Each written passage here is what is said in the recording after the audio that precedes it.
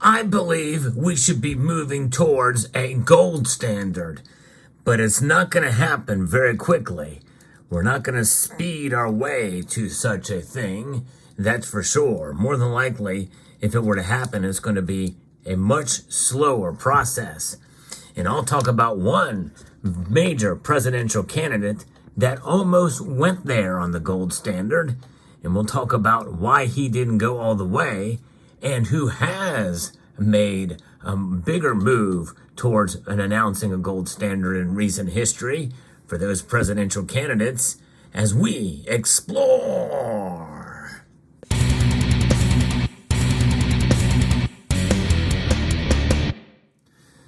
Ron DeSantis is a major presidential candidate. In fact, he is ranking third on opinion polls behind Donald Trump, Biden, and they are the two that are polling the highest between the three right now. But obviously, we have to get a Republican versus a Democrat. And right now, Biden is the candidate for the Democrats, at least as of right now. It's not a foregone conclusion that he's going to remain the nominee, by the way, but that's the subject for another video. And then we have Donald Trump, and Ron DeSantis is polling behind him in a distant second, but still he is the favorite aside from Trump on the Republican side. And so for him to make these statements at a meeting here, according to Florida Politics, from a fundraising event, this is something in Iowa from a speech that he made in Council Bluffs about the gold standard, or at least something very close to it anyways, because he sees issues with what we've got going on right now with this, the dollar and fiat currency in particular, which I think is quite interesting that he has actually addressed fiat currency in general, which means that he is more open to something else happening, something to back this up, to give it some restraints. And that's really the bottom line here. And I think that's the most important message, which is why I'm for it. Now, stay tuned in this video because I'm going to be sharing with you what two other presidential candidates that went further than Ron DeSantis did on backing some sort of gold standard. So Iowans now have a better understanding of Ron DeSantis' position on America's devalued dollar. And during this speech in Council Bluffs, the 2024 Republican presidential candidate fumed about the issues with fiat currency. That's right, the dollar. This thing has been the bane of our existence since 1913, right? We love to hate it, we hate to love it. And that's really the kind of thing that we have. It's a love-hate relationship, but not in the way that you may think. But it's pretty amazing how much people will do for the almighty dollar. And a lot of people don't think about really the ultimate form of money, and that's gold. But nonetheless, so he has issues with fiat currency, but did not back a return to the gold standard abandoned by the United States by Franklin Delano Roosevelt originally in 1933, and that really is the truth. The ultimate separation, the closing of the gold window entirely, happened during the Richard Nixon administration in August of 1971, which, by the way, was supposed to be only a temporary closure of that window. I think the fiat currency has had a lot of problems, DeSantis said at an event hosted by the Never Back Down Super PAC. The governor offered specific criticism of quantitative easing, a policy embraced in earnest after the 2008 economic crisis, with a second helping of it as federal spending expanded amid the pandemic of 2020. Now, that is what this piece is saying about it, floridapolitics.com. But this is his quote. There is no question that the Fed has done what the Fed has done to manipulate the economy has not been good, DeSantis said. And that's the understatement of the century, probably, ever since the Federal Reserve has been in effect, which has been 110 years now. If you look at the financial crisis, when that happened, they did this thing called quantitative easing. He said the words, folks. And this is like, big time expansion. And it was supposed to be like an emergency situation. And what they did is they basically made QE something that was permanent almost. It became a normal part of monetary policy, DeSantis added. And, kind of stumbling over his words there, but essentially what he's saying is QE to infinity. And that is kind of the world we live in until the Fed started lowering the rates or raising interest rates and stopped, and they have pulled back. They've done quantitative tightening, although the tightening is limited, and there is a vast expanse of dollars in the M2 money supply that are still out there. DeSantis noted that policy benefited people with assets, but was detrimental to middle-income people. While he doesn't believe a return to the gold standard is possible, he does advocate an audit of the Federal Reserve and compelling the Fed to focus on price stability rather than economic central planning. And there's a lot to unpack in that there alone, because he doesn't go quite far enough with the gold standard. And by the way, I think he could, at least in part. But what he does advocate for is price stability. But really, it's not about price stability. It's about the stability of the dollar. The dollar needs to be stable. And folks, this has been suggested by even Donald Trump. And Donald Trump, when he made his remarks about it in the 2016 campaign, he basically said that the Fed has been politicized. But honestly, as much as I like Trump, he wants to use the Fed for his own purposes. He wants them to start cutting interest rates, and I think he was fine with quantitative easing. It happened under his watch. Now, obviously, the pandemic provided extraneating circumstances, but regardless, lessons learned there for sure. Hopefully, lessons learned there. Likely not, but still, there is a level of understanding of monetary policy and what it does.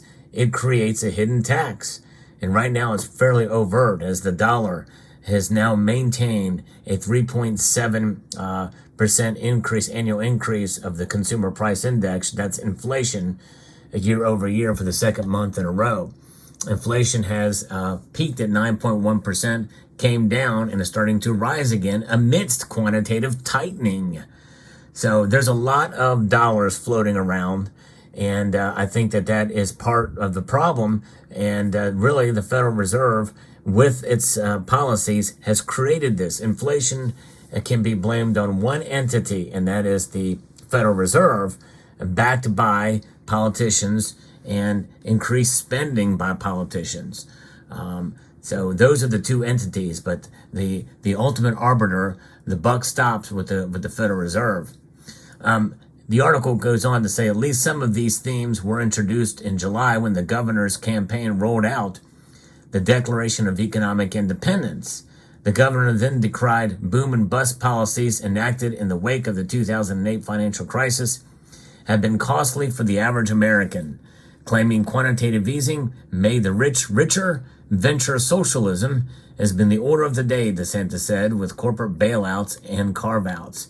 And now we see how corporate America has really fallen in line in colluding with the government on so many different levels, especially with ESG policies, and it's abhorrent, I think. But what can we move in a fast track towards with a stable dollar? I think that you can't ease your way into a gold standard. In fact, the most cogent argument I've heard for this is actually by a Democrat, because we know that Joe Biden is not going to offer any kind of restraints on the dollar or the Federal Reserve or excessive money printing or modern monetary theory, which isn't modern and isn't very theoretical. It's been done before. It's essentially the same old of what they've been doing in the past. It's socialism on steroids with our financial and monetary policy. But what has been suggested by Robert F. Kennedy Jr. is having a multifaceted standard, a commodity standard, which includes gold, silver, and yes, even platinum specifically, he mentioned, among other things. In part, about 1% of the dollar could be tied to essentially these commodities. Now, it's a very, very small step, but it's a step nonetheless that could be taken that could help ease and help restrain the dollar and stabilize it as a part of it. Now, there's other reforms that he suggests, and I don't know that he actually called for an audit such as what DeSantis has done, but I think that an audit is not necessarily enough because in reality, there are audits in the Federal Reserve now, but it's just internal audits, and there's really no accountability with the auditing that they do. However, there is another presidential candidate in 2016 that went even further, and that was Ted Cruz, who suggested a return to a gold standard as part of a rules-based monetary system. In other words, he mentioned specifically gold and pretty much only gold, but also other factors that could rein in and stabilize and restrict the dollar from expanding and loss of value. In other words, put reins on the Federal Reserve, and gold could be a part of that. And that was a policy that he advocated as running for president in 2016. And here we find ourselves, since that has occurred, and really since 2020, we have spent exponentially out so much. But there it is. Now, Ron DeSantis, could he be maybe further educated on this matter? I think so. The very fact that he mentioned quantitative easing, I think, says a lot. He may be open to it. Would Trump consider something like this? Perhaps. You think about it. If he is elected, there will be nothing off the table, I think, that could actually do something right for the country. And he would have a mandate, and he would have no other political ramifications because he can't run again after this. Presidents can only run for 2 terms, even if they're non-consecutive. And the last time that happened was with Grover Cleveland in the late 1800s. But nonetheless, there will be massive pushback against Trump that very well could threaten his very existence as a human being on this earth. But aside from that, there is nothing stopping him from pursuing those type of policies, which would ultimately be good for the country and good for the dollar and good for each American citizen to have a rules-based monetary system at the least and a gold standard at the most. Now, a gold standard is not the complete answer to everything. Why? Because anything that humans touch or get involved with, well, you know what happens. It can be corrupted. And a gold standard can be corrupted, as pure as it may seem, even if you use the purest of the gold out there. Anything humans touch has the potential of being corrupted. So make no mistake about that. And there will still be problems, but there will be less problems, and there will be better checks and balances on our monetary system, where there is practically none right now, hence the term fiat. Fiat just means government decree. They say it, and so it be. And I'll tell you what, it's worked out very, very well for the dollar, because every other currency on the planet is a fiat currency. And until somebody, a powerful nation, a powerful enough nation, goes back to some sort of gold standard or rules-based system that provides stability in their currency, well, the dollar is going to reign supreme. And the BRICS nations are trying it now. I don't know how far they'll get, but I do think they're probably actively working on something behind the scenes and just not been made public yet. Let me know what your thoughts are in the comment section down below. Hope you found this video informative, insightful, and educational. I would like to extend a multitude of gratitude to each and every one of you for taking the time to watch, and to encourage you to please rate this video. That means press that thumbs up button down below. Share it with anybody you can think of, especially your goldfish. If any of you have pet goldfish, share it with them. Comment and subscribe.